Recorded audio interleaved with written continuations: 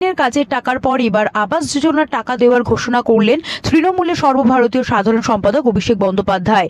মঙ্গলবার বিদায়ী সাংসদ বলেন, প্রকাশ্যিক ও জগদীশ দা আগামী 4 জুন জিতবে। 2024 সালের 31 ডিসেম্বরের মধ্যে জেলা যতজন বাড়ির জন্য আবেদন করেছে সবাইকে আবাস যোজনার কিস্তির টাকা দেবে আমাদের সরকার। আপনারা খালি মাথা উঁচু করে তৃণমূল কংগ্রেসকে সমর্থন করে আমাদের পাশে বাংলা বিরোধীদের উৎখাত করতে এই লড়াইয়ে আমাদের হাত শক্তিশালী করার অঙ্গীকার আজকে এই সভা থেকে নিন।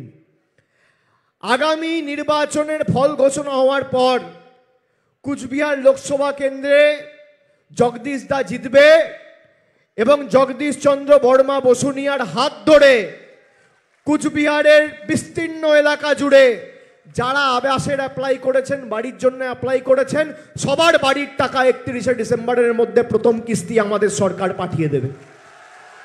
এদের দয়া দাক্ষিণ্যে আমরা বেঁচে নেই। বলুন মায়েরা, আপনারা চান যে দিল্লির কাছে গিয়ে দিল্লির নেতাদের, বহিরাগত বাংলা বিরোধীদের পায়ে আমরা ধরি, এদের কাছে আত্মসমর্পণ করি, এদের বশ্যতা স্বীকার করি, এদের কাছে মেরুদণ্ড বিক্রি করি? প্রাণ থাকতে, জীবন থাকতে করব না। এত উৎপাত, এত ইডি সিবিআই তো লাগিয়েছে, কি করেছে?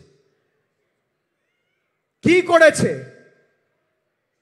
আমরা মাথা উঁচু করে লড়ার লোক। বাংলা নবজাগরণ হোক বা দেশের স্বাধীনতা আন্দোলন সংগ্রাম বারে বারে পথ দেখিয়ে দৃষ্টান্ত স্থাপন করেছে।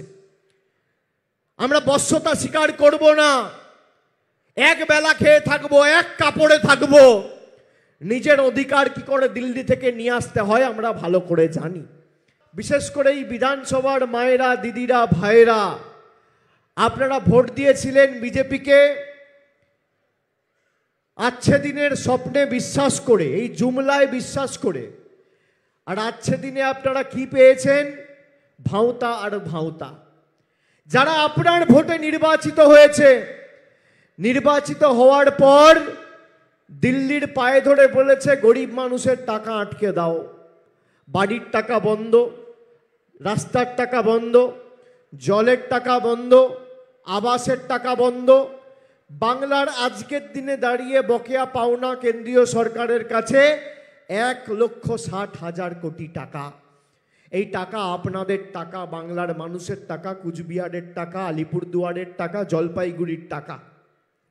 অন্যদিকে দেখুন, বাংলার টাকা বন্ধ করে দিল্লিতে সেন্ট্রাল ভিস্টা প্রজেক্ট হচ্ছে। সেন্ট্রাল ভিস্টা প্রজেক্ট কি না? প্রধানমন্ত্রীর বাসভবন এবং উপরাষ্ট্রপতির দেশের বাসভবন তৈরি হবে। খরচা কত? 20,000 কোটি টাকা। আর বাংলার মানুষের আবাসের জন্য 8,000 কোটি টাকা বন্ধ করে রেখে দিয়েছে। বিজেপির নেতারা, কর্মীরা যখন আপনাদের কাছে ভোট চাইতে আসবে, আজকে আমাকে কোট করে বলবেন, আমি আপনাদের সামনে বলে দিয়ে যাচ্ছি।